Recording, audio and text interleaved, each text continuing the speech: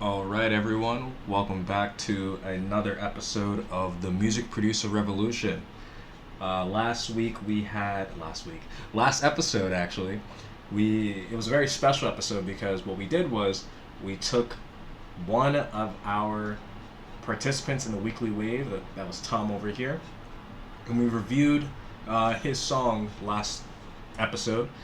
He's given us an update here, but we won't get into it here for the Music Producer Revolution. Right now, as you're telling with this show, it seems like it's like stop and start almost. It seems like I don't know what I'm doing in terms of who I want to talk to. And I just want to say, trust now, there's a process and a plan. Part of that process is for me to still do my daily feedback threads here on Reddit. Part of the issue that I was having though was that whenever they're produced, a lot of times there's no music in here when I'm ready to record. So I have to change my workflow to accompany and accommodate the auto moderator and to give time for people to get feedback here. And sometimes it's the next day. Like today, we're reviewing May 5th on May 6th because the May 6th thread that was produced has nothing in it so far. So with all that being said, if you want guaranteed feedback and you want it daily, I do that inside the Weekly WAV community. If you head over here to school.com/wave, that's SKOOL /WAV, that'll take you over to the Weekly WAV community here. And here you can participate in the Weekly WAV challenge, a 7-day challenge to create a song in 7 days. But you're able to get feedback on your music. There's always the episodes here for the Music Producer Revolution, so if you ever miss the YouTube channel, you're able to come in here and directly get your feedback. With all that being said, because we are going into yesterday's song feedback thread, I saw a few people in the thread that didn't have any comments on their music, so for the 3 people here, I'm going to be giving you some feedback for your music. So this should be a shorter episode today. First, we are looking at FierceLX. And you say, "Hey guys, here's one of my favorite tracks I made so far. I would say it's a melodic dubstep track, although the drum patterns are more metal than dubstep.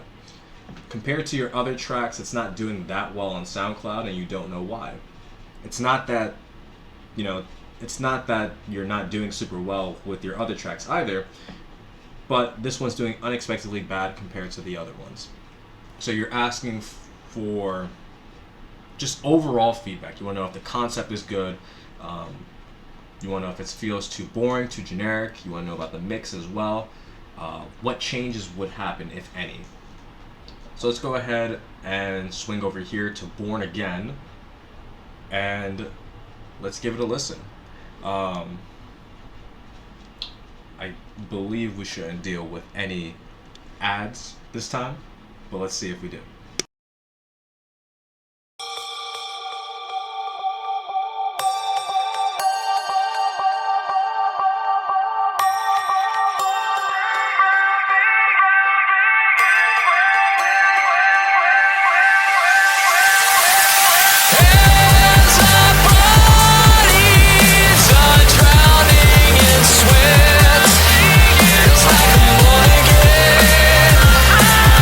Kind of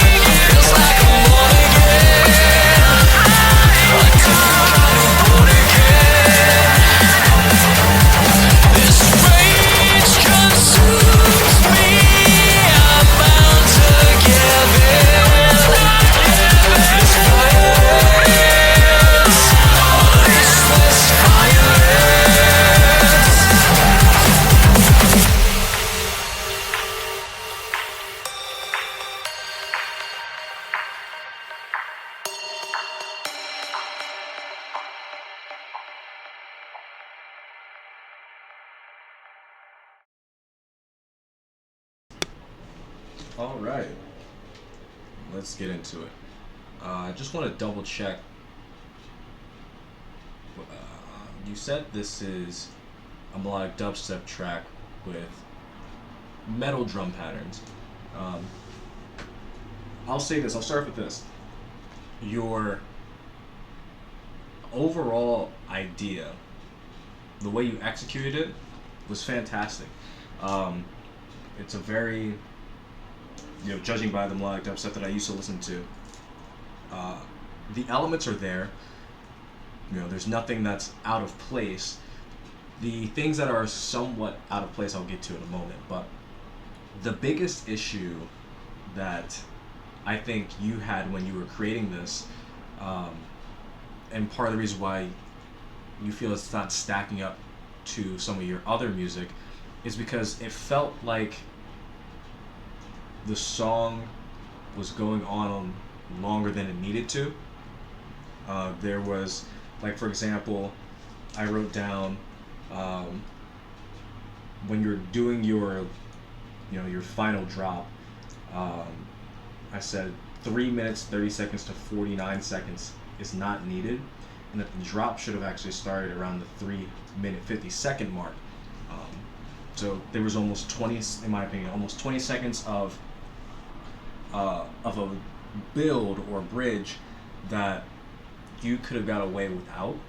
I believe I also have that for your first build starting off at about 1 minute 40 seconds or 1 minute 45, around that time. I felt like the drop or the build, I know you're building up to this bigger moment, but I also feel like you were caught in two different minds. I felt that while the elements of your drop are good, they're executed very well in terms of where they fit into your arrangement. I feel like you've got a little bit caught up with creating the atmosphere of the song, and that focus on the atmosphere, it also kind of tells a little bit too, because there are some directions that I hear your song trying to go to. It's trying to go into at least two different directions at once. You have the obvious melodic dubstep drop, but your atmosphere and your verses, and they can kind of go anywhere. I'm glad that you actually put mid-tempo here, because I was getting a big mid-tempo feel too, and if you didn't do a melodic dubstep drop, a mid-tempo drop would be something that I was expecting. So that could be one of the reasons why this song isn't doing particularly well as you would like compared to some of your other ones, is because your listeners, one, and I don't know your catalog, so let me actually go and check your profile, see if you got anything on here. Let's see, most of your songs are in the 5-minute range. So that was a remix. That was a remix. That wasn't a remix, that was an original. That was closer to 5 minutes. So I can't even really say about the length, and then even here too. I would have to listen to some of your other stuff to figure out exactly what other people might be hearing, and what might be tuning them off, because I don't know your full style compared to some of your other songs. The next biggest thing is really just going to be, so outside of that, making sure that you're not stuck in two minds when you're coming up with the core idea of your song. The next thing is just moving things along the audio spectrum. So you might want to consider panning certain elements. Don't forget to equalize unnecessary frequencies out of your elements. For example, I believe it's going to be right here. Give me a moment to find this.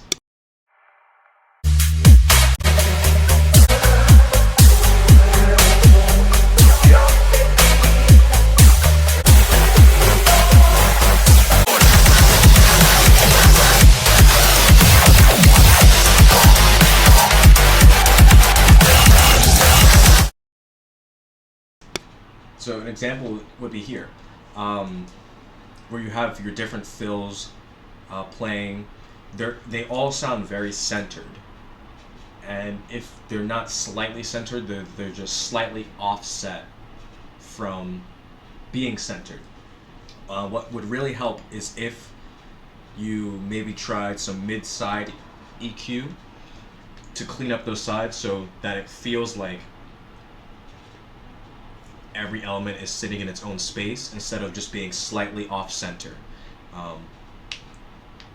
It might help to create a little bit of a feeling of width, and by also creating that feeling of width, of wideness, you're going to free up your bass as well too, your main bass. Part of the reason why this track maybe might not be doing so well is that your main bass isn't really, it's not really being served well. It feels like it's being very muddled, and it feels like it's lacking in room to fully express itself. So that's something that I would try. I would try to remember to equalize any unnecessary frequencies from your elements so that they can all have a space to fit into. I would try doing one way that you could do that is by utilizing mid-side EQ, or you could try to be a little bit more aggressive with your panning. Not so aggressive with some elements, but you want to try to space things out a little bit more. Everything feels like it's not on center directly, but it feels like everything is just slightly off of center, but everything's still bunched up together. That's going to be the biggest mixing thing. Otherwise, making sure that you're not split within multiple ideas, that you're satisfied with one idea and you take it all the way through, that's going to help you as well too, because it's going to keep the idea and theme of the song consistent throughout. But that's really it. The song is good. I like it. I like what you're doing in the song, and I see what you're trying to do. So keep it up. You know, this is a long journey, and no one's expecting you to be perfect all the time, my friend. All right. Moving on to Growwwth. Definitely wrote your name wrong. 3 W's. All right. So you've started producing this year, you've been DJing for a couple, you're not really sure how to mix and master, but would love feedback on your first track. Alright, so let's see how Growwwth's first track is. Let's give it a listen.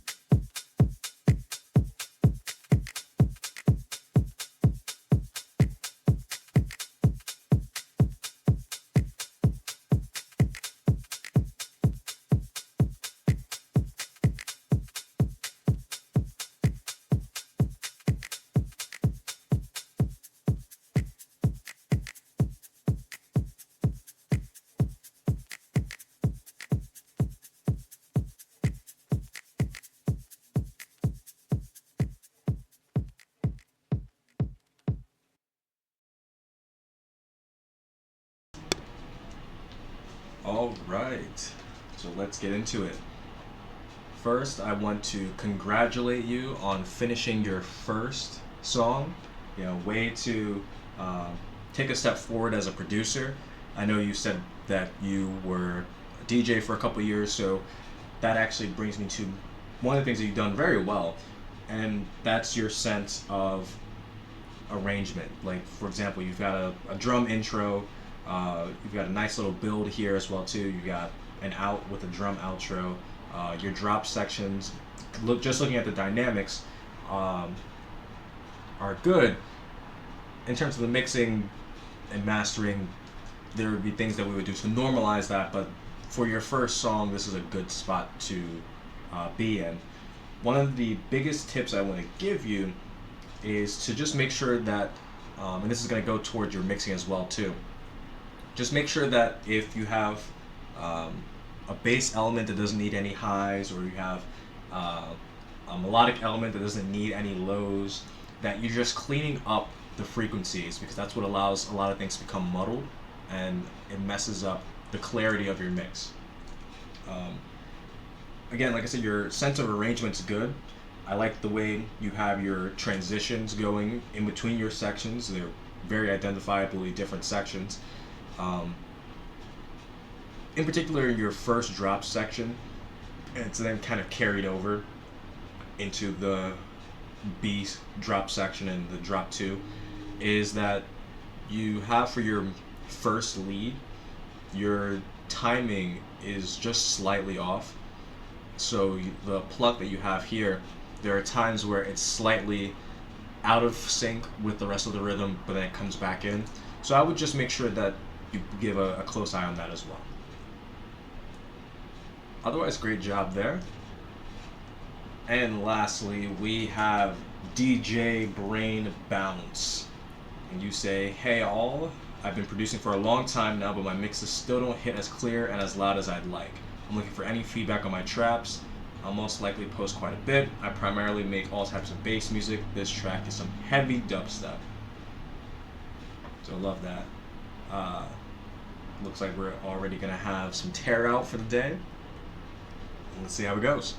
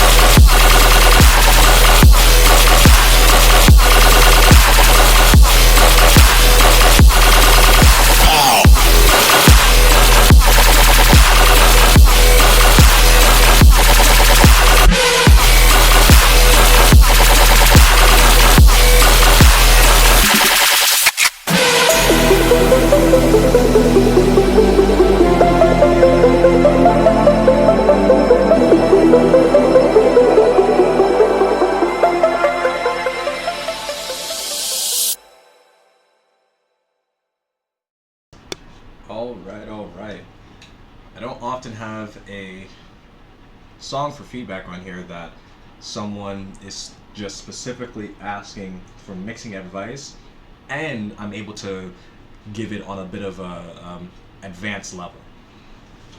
So there are a couple of reasons, and I know this is a work in progress, but I can kind of already hear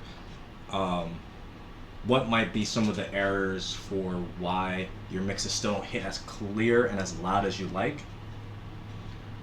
In particular for this tear out work in progress that you have, I'm noticing that you have your sub during the drops at a particularly low level in comparison to some of the elements you have going on. I'm curious if well, there's a couple things. Let me start off with the kick. With your kick and the relationship that it has with the rest of your bass, I'm assuming there's a little bit of sidechain compression going on. What you also may need to do is just double check that your sub is really only shooting out in mono. And I would even see if you can get most of your kick drum to actually hit in mono. One way you could do that is you could literally just have two instances of your kick if you needed to, one with just really the transient portion and the other one with the tail, and you would mono the majority of the kick sample that has the transient, and then the remaining tail, if you would want it, that would come out on the stereo side. And then that way you could also see if you even need the tail and opt to delete it a bit entirely or trim it. That's going to go with some of my other, or one of my other big tips of advice is to just make sure that your delays, your reverbs, any wet tails that you might have on any of your other elements, whether they're from time delays or they're just from the natural recording of the samples, just see if you can trim the tail so that it creates a little bit of more silence in between words. It's best if I go to an example to show you real quick.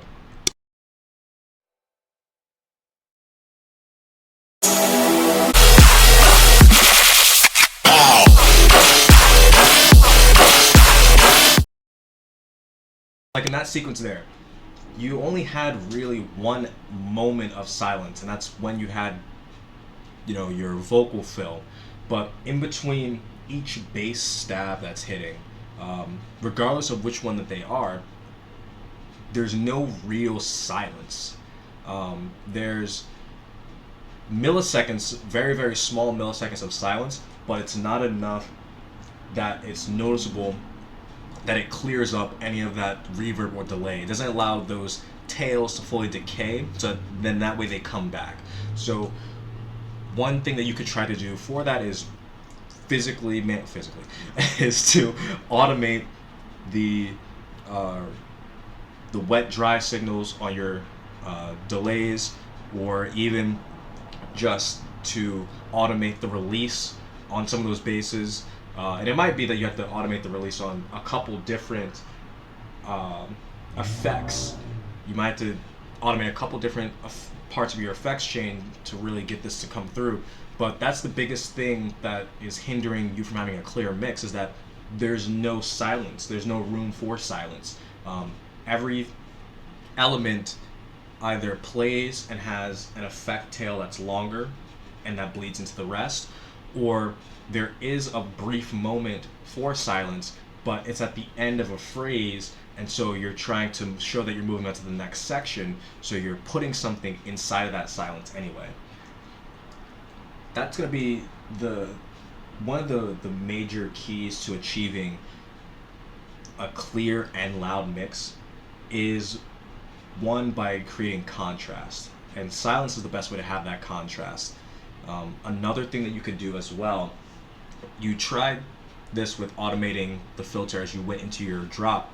Another thing that you could do as well, and this is more so at the very end during your mixing and a little bit of your mastering as well too, is that you could automate the gain on your master chain, on your master bus, just so that when it's building into the drop, it's not as loud as when it hits, when you bring it back to 0 decibels on your drop, where your drop has the most amount of impact, versus bringing it down maybe 2 decibels and then just letting it rise up into your drop. I hope this helps. Those were a couple of different tips that you can do to have that clarity. In terms of your loudness, for the most part, your song is your dynamics are there. There's not too.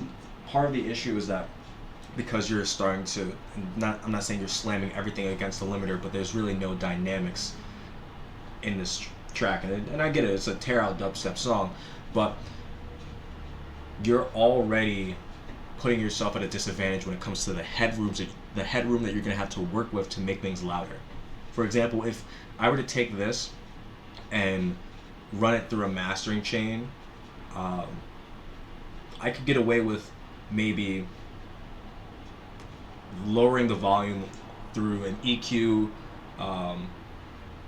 maybe 3% volume reduction. But the moment I start to add a little bit more color, or if I start to run it through my brick wall limiter, it's going to achieve a level of distortion that I'm not satisfied with, and that's because there's not enough headroom to really work with. It's going to be a little bit counterintuitive, but I would say that if the level you have things are at, for the most part right now, is how you envision it in your head, then it would make sense to use this as your default. Like, say, this is what I want, this is almost like the loudness I want things to be at, but know that you're going to work to get that loudness through your mixing and your mastering, not necessarily just through your arrangement. And so I would try to just break up those two sections, your arrangement section and your mixing section, so that you can focus on that, so you can focus on both of those things independently. Because while there is a lot of overlap between what you do in the composition stage affects your mixing stage, sometimes you can get caught into two minds about how to actually achieve what you want from your mix stage, and thinking that you have to do all the work in your composition stage. That's not the case. I don't think this mix is that bad. There was someone that I worked with previously from here that he had the same issue. He wasn't sure how to get that clarity and that loudness that he actually wanted, and I told him the exact same thing. I said, focus on creating that contrast with silence by cutting your release tails or your wet tails from your elements, because the silence that creates in your track is going to create that space. It's almost going to feel like your bass has its own space and it can move, you know? And then from there, with not having as many things fill up the frequency spectrum, you can actually lower your volumes a bit while you're in this composition and arrangement stage. And then later, because you'll have the headroom, you'll be able to really slam it against a brick wall limiter during the mastering stage. Well, I hope that makes sense for you. I really hope that it does, because you got a nice song here. The mixing stage is what really can draw this out, because you're not sure how to get things to sound the way you want it to, and it feels like there's no actual guide for that. One of the best things that I recommend is to train your ear, and that's going to be by continuing to make mixes and continuing to do things that sharpens your ear. Like frequency training, for example, that's one thing you can do. If you're producing in isolation, though, and you want more feedback, I would want to say to join the Weekly WAV community. We have a lot of people in here that are all hungry to produce music, and everyone is on a different skill level and has their own genre-specific workflows, and it really does help. With everyone being so different, I'm coming from a melodic dubstep and future bass to later wave and hard wave background, but it's interesting to hear everyone's different tips. Like it was a house producer that told me the other day about that mastering tip, and those are the type of things that we try to get out of people here. We try to get good information out because the goal is to finish a song. So if you want to join us, you want to be in a group with other producers that are actively trying to just get more music out into the world. They want feedback, they want to collaborate, and you want to have fun doing this, then I highly encourage you and invite you to the Weekly WAV community. That's going to be down in the links in the description. That's going to be school.com/wave. Come on and join us for next week's iteration of the Weekly WAV Challenge. Follow the Weekly WAV and follow the Neo Sonus YouTube channel so you can see what me and Tom, because it looks like Tom and I are going to be the ones that complete this week's Weekly WAV. Listen out to our compilation album as we get closer to Sunday. You'll actually hear it. But I'll be back again tomorrow with another episode of the Music Producer Revolution with some more song feedback. Hope you all have a great rest of your day, and I'll see you in the next video.